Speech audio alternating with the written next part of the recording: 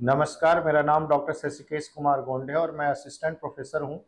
वसंत कन्या महाविद्यालय काशी हिंदू विश्वविद्यालय के इतिहास विभाग में। आप सभी का मैं स्वागत करता हूँ अपने कोर्स जिसका शीर्षक है the economic history of modern India and British Raj, और इसके हम 7वें मॉड्यूल में हैं, जिस मॉड्यूल का शीर्षक है development of transport and communication services in India with special reference to the telegraph and railway, motive behind railway construction and socio economic consequences of railway. इसके हम लोग तीसरे व्याख्यान में हैं। तीसरे व्याख्यान का जो शीर्षक है वो है मोटिव बिहाइंड रेलवे कंस्ट्रक्शन। इसके पूर्व के व्याख्यान में हम लोगों ने यह जानने की कोशिश की कि किन परिस्थितियों में भारत में जो रेलवे है वो शुरुआत की जा रही है और कैसे वो भारत में आई। भारत में रेलवे को लाया जाना बहुत ही आसान नहीं था। इसको पिछले व्याख्यान में हम लोगों ने देखने या समझने की कोशिश की। ऐसा नहीं था कि सभी लोग सहमत थे कि भारत में रेलवे को लाया ही जाए। इसके लिए दोनों तरह के तर्क हमें दिखाई पड़ते हैं, जिनमें पक्ष और विपक्ष में तर्क दिए गए। पक्ष में जो सबसे बड़ा तर्क दिया गया वो तत्कालीन गवर्नर जनरल लॉर्ड डलहौजी द्वारा दिया गया, जिनके समय भारत में रेलवे को आधिकारिक तौर पे शुरू किया गया था 16 अप्रैल 1853 को। लेकिन रेलवे को कैसे लाया जाए, क्यों लाया जाए, किस तरीके से लाया जाए, इन तमाम परिस्थितियों के ऊपर विचार विमर्श किया गया, जिनमें मुख्य तौर पे अगर हम देखें तो जो विचार था वो विचार अगर देखा जाए तो जो आधिकारिक तौर पे जो अंग्रेजी अधिकारी थे उनके, जो प्रशासक वर्ग थे उनके, अंग्रेजी जो संसद है उस संसद में रखे गए विचार, ब्रिटिश ईस्ट इंडिया कंपनी के डायरेक्टर्स और साथ ही इस तरह के उत्साही लोग, जिन उत्साही लोगों ने भारत में रेलवे के विकास को लेके एक अवसर को देखा और इसके साथ ही उन्होंने अपने अलग अलग प्रस्ताव रखे। इसके साथ ही अगर इसे अभी विचार किया गया कि भारत में रेलवे का जो निर्माण है वो किस तरह से किया जाना चाहिए, यानी कि भारत में रेलवे निर्माण का जो जिम्मा है वो किसके अधीन होगा, कि वो सरकार करेगी या वो कंपनी द्वारा किया जाएगा या निजी क्षेत्र के उद्यमों द्वारा किया जाएगा। तब हमें पता चला पिछले व्याख्यान के दौरान कि दो ऐसी निजी कंपनियां थीं जिन निजी कंपनियों को भारत में रेलवे को लाने के लिए एक महत्वपूर्ण कारक के तौर पे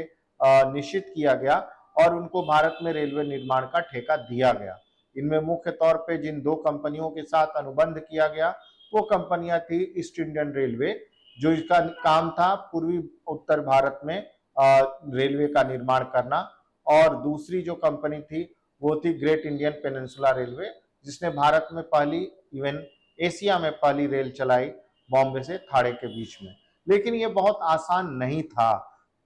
इस तरह के चीजों के लिए अंग्रेजी प्रशासकों को कन्विंस करना, विशेष तौर से भारत जैसे विविधतापूर्ण भौगोलिक परिस्थिति वाले देश में जहां रेलवे का निर्माण किया जाए। अगर हम देखें तो भारत में बड़ी बड़ी नदियां हैं, इन नदियों में एक समय एक तरह का जो बहने वाला जल है वो एक समान नहीं रहता। मानसून के दिनों में ये नदियां इतनी बड़ी हो जाती हैं कि अपने सामने आने वाले किसी भी चीज को बहा के लेके चली जाए। तो इस तरह की ऐसी कई बड़ी चुनौतियां थी जिन चुनौतियों के ऊपर विचार विमर्श किया गया और उसके बाद भारत में रेलवे निर्माण में लगने वाली लागत के ऊपर भी विचार विमर्श किया गया और ये भी सोचा गया कि भारत में रेलवे का निर्माण क्यों किया जाए। जब इस प्रश्न की बात आई तो यहीं से यह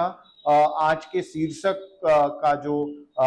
जो मुख्य तत्व है वो निकल के आता है कि आखिर में भारत में रेलवे लाए जाने के पीछे के क्या उद्देश्य हो सकते हैं। इसके ऊपर जो बात है वो कौन कौन सी ऐसी बातें थी जिनको ध्यान में रख के लाया गया। पहली बात की अगर हम देखें, जैसा कि भारत में जो रेलवे के समर्थक थे या जो बाद के वर्षों में साम्राज्यवादी इतिहास लेखन के विचारक हुए, उन लोगों ने जो तर्क दिया था कि नहीं, भारत में तो रेलवे भारतीयों की भलाई और भारत में जो है भारतीयों को सभ्य बनाने के लिए लाई गई। लेकिन क्या वास्तव में ऐसा था, इस पे हमें विचार करना होगा जब हम उसके लाए जाने के उद्देश्यों को देखेंगे। अगर ऐसा होता तो मैं एक लेख का उल्लेख करना चाहूंगा। न्यूयॉर्क डेली ट्रिब्यून में 1854 में कार्ल मार्क्स लिखते हैं कि कैसे जो है अगर भारत में जो इंग्लैंड है वो तमाम तरह की जो मशीनें हैं वो आयातित कर रहा है, रेलवे ला रहा है और उन सभी तरह की मशीनों को भारत में निवेशित कर रहा है, तो भारत एक ऐसा देश बन जाएगा आने वाले समय में जहां औद्योगिकरण को होने से नहीं रोका जा सकता। लेकिन क्या ऐसा हुआ? ऐसा हमें देखने को नहीं मिलता और हमें जैसा कि राष्ट्रवादी विचारकों के जो विचार थे वो याद आते हैं कि नहीं, भारत में तो रेलवे लाए जाने का जो उद्देश्य था वो भारतीय अर्थव्यवस्था, भारतीय उद्योग और भारतीय जो और दूसरे किस्म के जो अंग्रेजी शासन के द्वारा गिनाए जा रहे लाभ थे उसका भारत में कहीं नहीं दिखाई देता, वरन रेलवे तो अंग्रेजी साम्राज्य के सेवा के तौर पे दिखाई गई, जिसने भारत में औद्योगिकरण की जगह विऔद्योगिकरण को बढ़ावा दिया और भारत में एक नई किस्म की संरचना को जन्म दिया। और ये संरचना भारत में रेलवे को ले आए जाने के पीछे का मुख्य कारण बनती है और वो हम देखेंगे कौन कौन से ऐसे प्रमुख कारक तत्व हैं जो हमें दिखाई पड़ते हैं कि भारत में रेलवे लाए जाने की आवश्यकता और उसके पीछे के विचारों को स्पष्ट करते हैं। तो उनमें हम जिन विचारों को देखने की कोशिश करेंगे उसमें ये देखना बहुत जरूरी है कि लॉर्ड डलहौजी अपने रेल मिनट में किन चीजों की बात करते हैं। लॉर्ड डलहौजी के अगर हम रेल मिनट को देखें या समझने की कोशिश करें तो हमें ये पता चलेगा कि जो लॉर्ड डलहौजी हैं वो अपने रेल मिनट के माध्यम से भारत में रेलवे को निर्माण के लिए जो तर्क देते हैं वो तर्क साफ तौर पे ये स्पष्ट करता है कि आखिर में भारत में रेलवे को क्यों लाया जाना चाहिए या भारत में रेलवे का क्यों निर्माण किया जाना चाहिए। भले ही इंग्लैंड से निर्माण की जो भारत में लागत हो वो अधिक है वो, लेकिन भारत में रेलवे को लाया जाना एक बहुत ही आवश्यकतापूर्ण कार्य बन चुका है। इसमें वो बताते हैं कि कैसे भारत जो है वो इस समय इंग्लैंड के लिए बहुत जरूरी एक बाजार के रूप में दिखाई देता है। मुख्य तौर पे अगर हम देखें तो भारत जो है अंग्रेजी उद्योगों के लिए एक बड़ा बाजार है, साथ ही साथ जो भारतीय कृषि है वो एक अंग्रेजी उद्योगों के लिए एक प्रमुख कच्चे माल के उत्पादक के तौर पे देखा जा रहा है। और इस तरीके से इन चीज़ों को अगर हमें देखें तो हमें ध्यान देना चाहिए कि भारत में रेलवे लाया जाना अति आवश्यक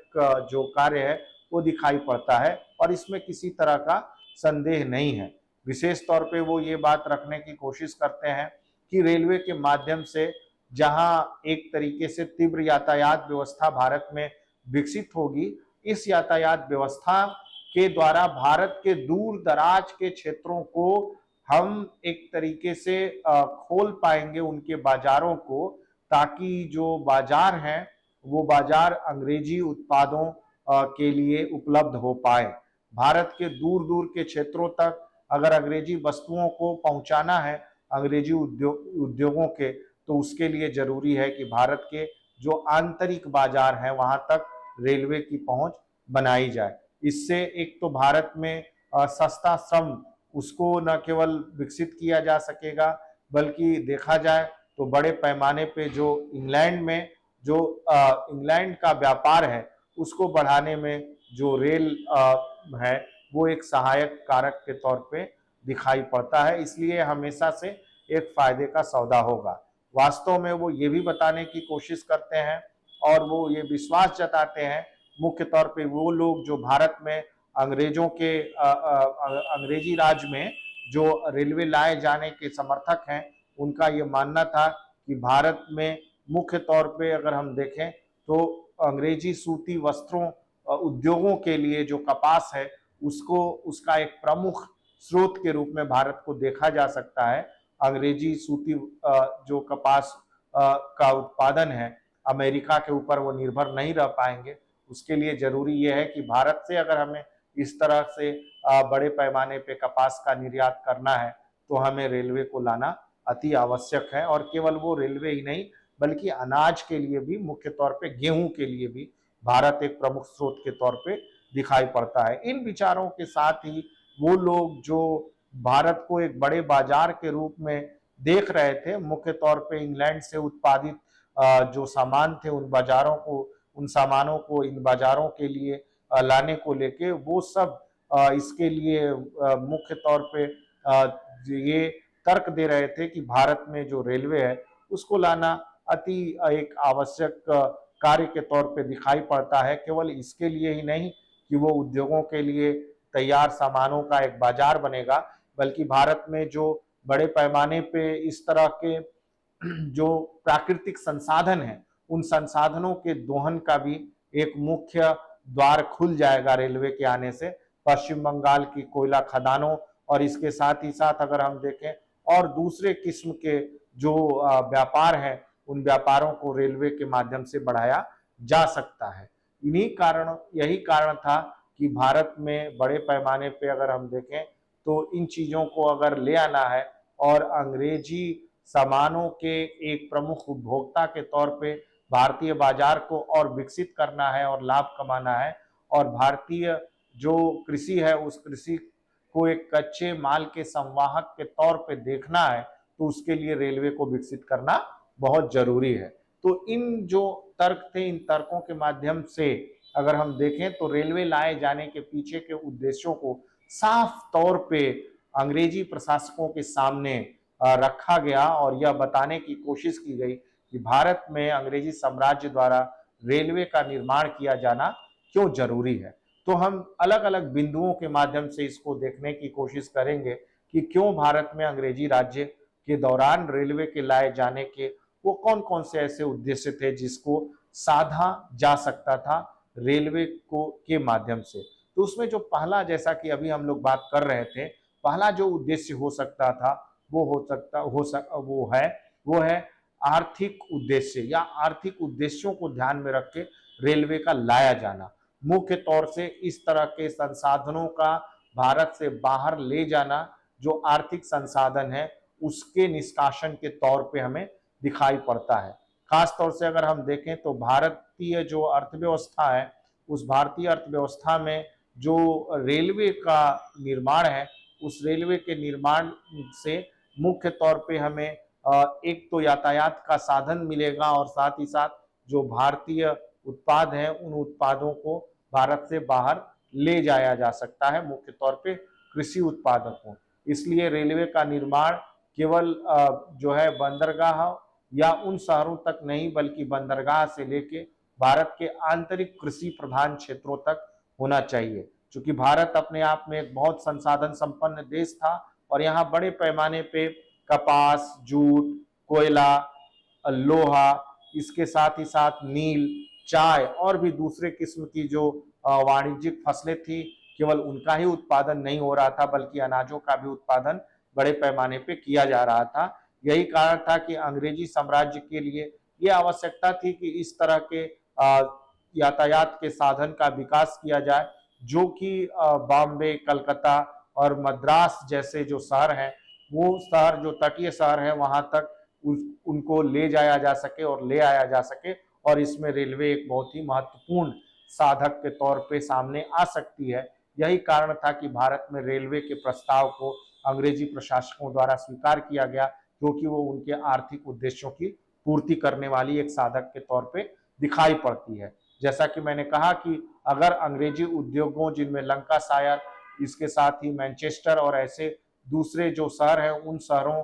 को में काम करने वाले जो सूती वस्त्र उद्योग हैं उनके लिए भारत एक प्रमुख कच्चे माल का उत्पादक हो सकता था या था उस समय। विशेष तौर पे अगर हम देखें तो कपास का निर्यात, और ऐसी स्थिति में जो अमेरिकन गृह युद्ध था उस युद्ध ने इस चीज को और ज्यादा महत्व प्रदान किया जिसकी वजह से भारत में एक बड़े पैमाने पे रेलवे के निर्माण को देखा गया कि जो कि है इस तरह के संसाधनों के निष्कासन और साथ ही साथ उनको एक से दूसरे जगह तक ले आए जाने के रूप में। इसके साथ ही साथ अंग्रेजी जो उत्पाद है उस उत्पाद को भारतीय बाजार में ले जाने और ले आने के लिए भी इसका एक प्रमुख कारक माना गया कि जो भारतीय बाजार है वो भारतीय बाजार अंग्रेजी उत्पादों का एक प्रमुख स्रोत बन जाएगा। तो अगर भारत में रेलवे का निर्माण किया गया तो भारत में रेलवे के माध्यम से जो अंग्रेजी उद्योगों में तैयार किए गए वस्तुएं थी उन वस्तुओं को आसानी से एक से दूसरे जगह तक ले जाया सकता था। खास तौर से अगर हम देखें इस तरह की चीजें, जो चीजें भारत में केवल उन तटीय शहरों तक ही सीमित ना हो, बल्कि भारत के दूर दराज तक के शहरों तक भी वो जाए, ग्रामीण क्षेत्रों तक जाए, उसके लिए जरूरी ये था कि इस तरह की चीजों को या इस तरह के यातायात के साधन का विकास किया जाए। चूंकि ये बहुत कठिन काम था, खास तौर से अगर हम देखें यही वो कारण था कि भारत में बड़े पैमाने पे जो भारत के आंतरिक उद्योग थे, उन उद्योगों का पतन हुआ, क्योंकि वो उद्योग अंग्रेजी सस्ते वस्तुओं का मुकाबला नहीं कर सकते थे जो कारखानों में मशीनों द्वारा तैयार की गई है। यही कारण है कि जो हस्तशिल्प उद्योग थे और जो हस्तशिल्पी थे, जो अलग अलग व्यापार में लगे हुए थे, जो भारतीय समुदाय, जो भारतीय व्यापारी वर्ग था, वो अंग्रेजी वस्तुओं और मशीनों से उत्पाद सामानों का मुकाबला नहीं कर सकता था, जो कि बहुत सस्ते दाम में बेची जाती थी, क्योंकि उनको ले जाना ले आना अगर आसान हो गया तो वो और सस्ती हो जाएंगी, और उसकी वजह से जो स्थानीय भारतीय बाजार और व्यापारी हैं वो उनके सामने नहीं टिक पाए। और यही कारण था कि भारत में विऔद्योगिकरण का एक प्रमुख साधन बना, और इसीलिए रेलवे बड़े पैमाने पे उत्पादन का और सामानों को एक से दूसरे जगह तक ले जाने का माध्यम बन सकती है। रेलवे ने केवल इतना ही काम नहीं किया, रेलवे के आ जाने से भारत में जो है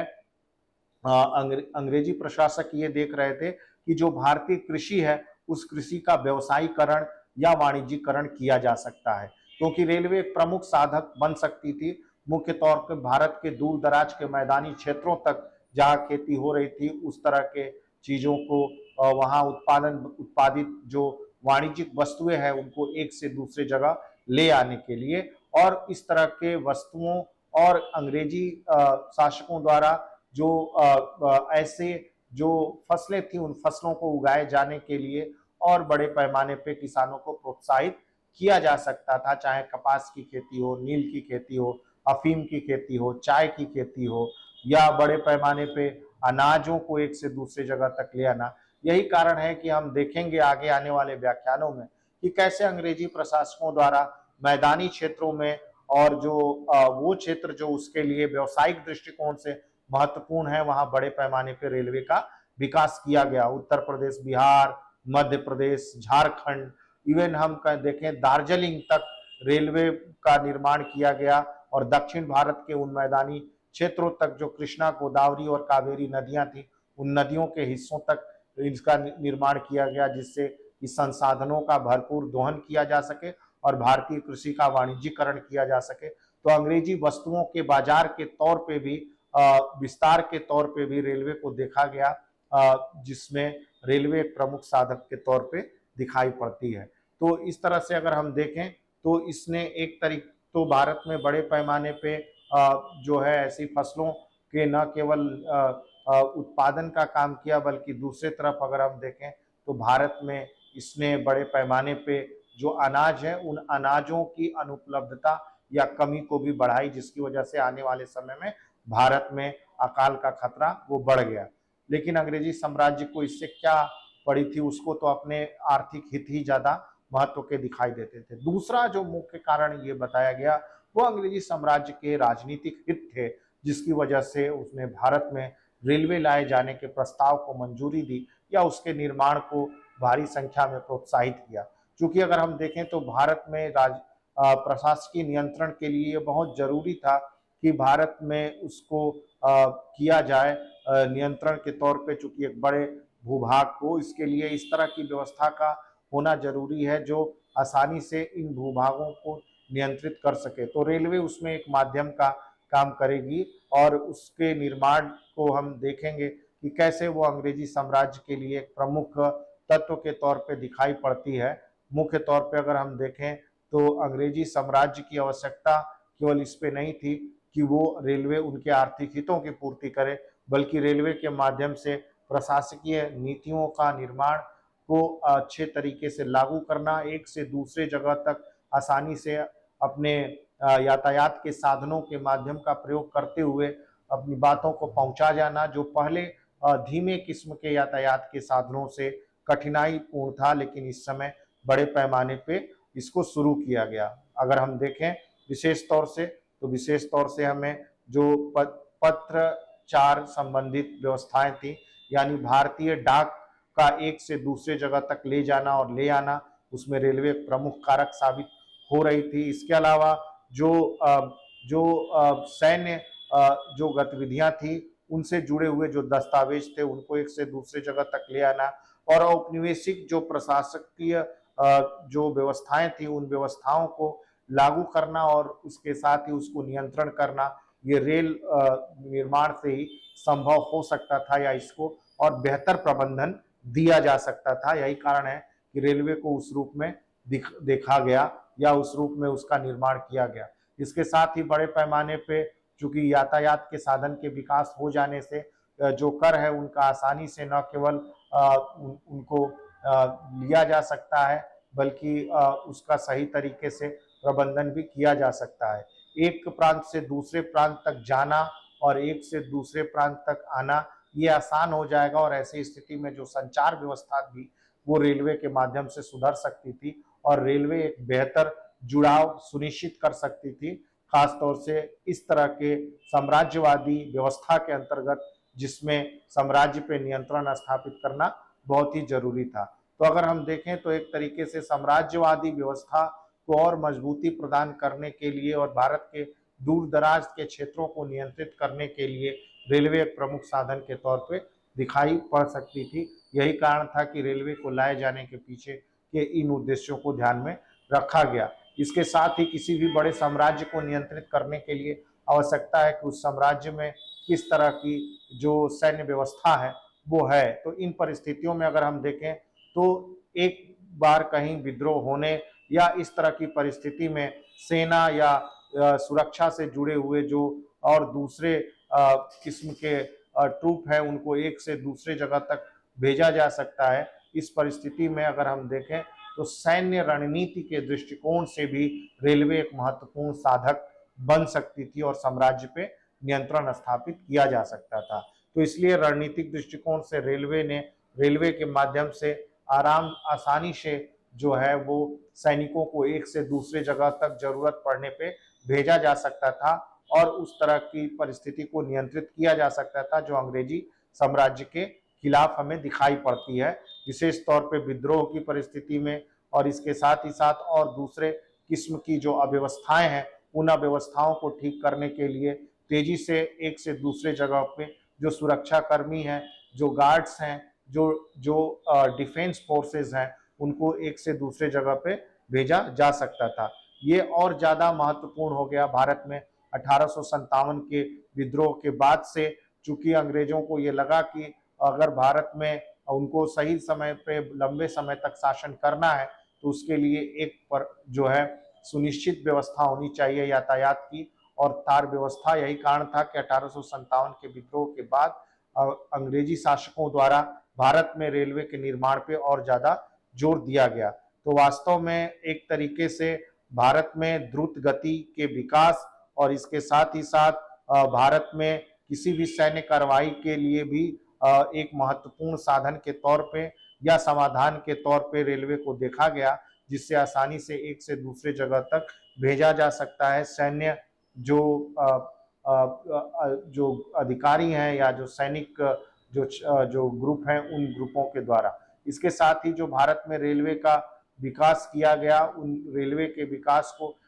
इस रूप में ध्यान में रखा गया जिससे ब्रिटिश साम्राज्य की सेवा किया जा सके। विशेष तौर पे अगर हम देखें तो रेलवे को उन महत्वपूर्ण स्थानों से जोड़ने की कोशिश की गई जो अलग अलग सैन्य छावनियों से जुड़ते थे, कैंटोनमेंट से जुड़ते हैं या गन फैक्ट्रियों के द्वारा जुड़ते हैं, या बहुत ही रणनीतिक दृष्टिकोण से महत्वपूर्ण है, उन जगहों पे भी यातायात के साधन के तौर पे विकसित किया गया। मुख्य तौर पे अगर हम देखें तो जो सीमा सुरक्षा है उसके लिए भी रेलवे को रखा गया। विशेष तौर से उत्तर भारत और पश्चिमोत्तर सीमा प्रांत में जो रूस से लगने वाली सीमा थी, उसको भी वहां पे रेलवे का विकास किया गया जिससे कि अंग्रेजी साम्राज्य की सुरक्षा किया जा सके और समय पड़ने पे जो सैनिक टुकड़ियां हैं वो वहां भेजी जा सके। तो ये भी एक बहुत महत्वपूर्ण साधक के तौर पे रेलवे का निर्माण किया गया, जिससे केवल व्यापारिक ही नहीं, आर्थिक ही नहीं, बल्कि रणनीतिक और सैन्य दृष्टिकोण को आगे उसकी पूर्ति की जाए, तो रेलवे इसके में भी एक महत्वपूर्ण साधक के तौर पे देखी गई। इसलिए भारत में रेलवे लाए जाने के पीछे के ये उद्देश्यों का एक प्रमुख माध्यम बना। इसके साथ ही अगर हम देखें तो जो पूंजी निवेश है, भारत में बड़े पैमाने पे पूंजी निवेश का जो माध्यम है वो रेलवे को बनाया गया। मुख्य तौर पे अगर हम देखें तो अंग्रेजी उद्योगपति या जो अंग्रेजी पूंजीपति है, उन्होंने भारत में रेलवे के निर्माण को एक ऐसे उद्यम के तौर पे देखा जो उद्यम उन्हें लाभ दे सकता था। और यही कारण है कि भारत में अंग्रेजी शासन द्वारा इस तरह के पूंजी निवेश पे बड़े पैमाने पे जो है उनको न केवल ब्याज दिया गया बल्कि उनको निवेश पे लाभ भी प्रदान किया गया। इसके लिए किसी भी तरह का कोई जोखिम नहीं था भारत में पूंजी का निवेश करना, और बड़े पैमाने पे सरकार उससे लाभ दे सकती थी। तो इसलिए भारत में जो अंग्रेजी साम्राज्य में जो पूंजी थी, उस पूंजी के निवेश का एक माध्यम रेलवे के तौर पे हमें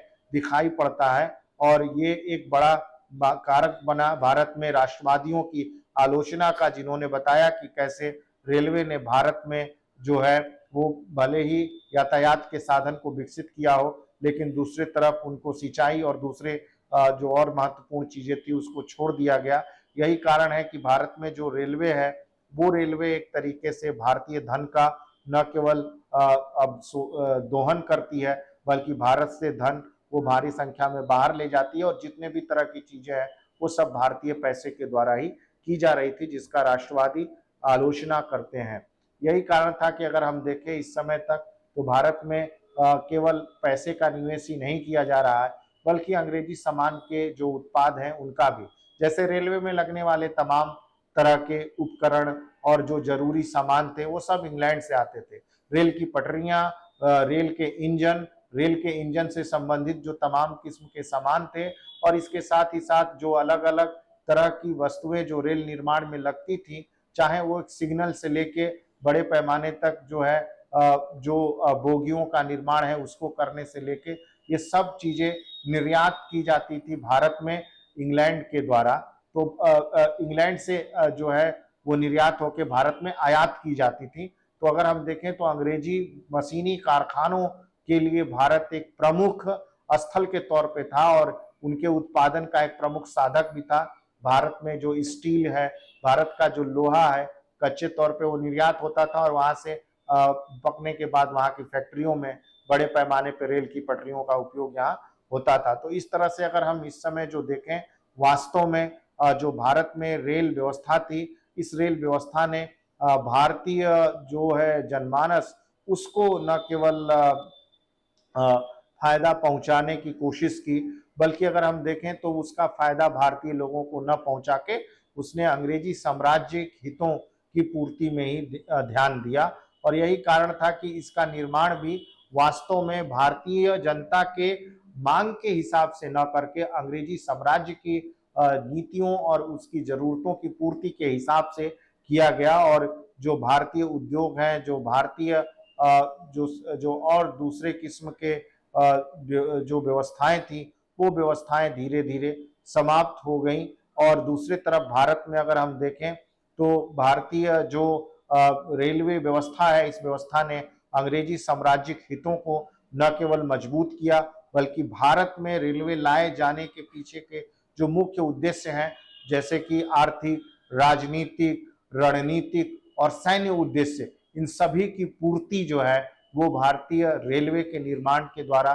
किया गया। और ये भारत में अंग्रेजी प्रशासन को एक महत्वपूर्ण साधक के तौर पे दिखाई दी, जिसका विकास अंग्रेजी प्रशासकों द्वारा अपने फायदे के लिए और अंग्रेजी साम्राज्य की सेवा के लिए किया गया। और यही इसके पीछे लाए जाने का मुख्य उद्देश्य हमें दिखाई पड़ता है। आर्थिक, राजनीतिक और रणनीतिक सैन्य उद्देश्य, और साथ ही साथ अगर हम देखें तो भारत में जो यातायात के द्रुत साधन है, उस साधन से अंग्रेजी साम्राज्य अपने लिए इन व्यवस्थाओं को और व्यवस्थित करने की कोशिश कर रहा था, न कि भारतीय जनमानस के हिसाब से उनका विकास किया गया। बहुत बहुत धन्यवाद। अगले व्याख्यान में हम भारत में और रेलवे निर्माण और साथ ही साथ टेलीग्राफ के निर्माण और उसके विकास के ऊपर बात करेंगे। Thank you.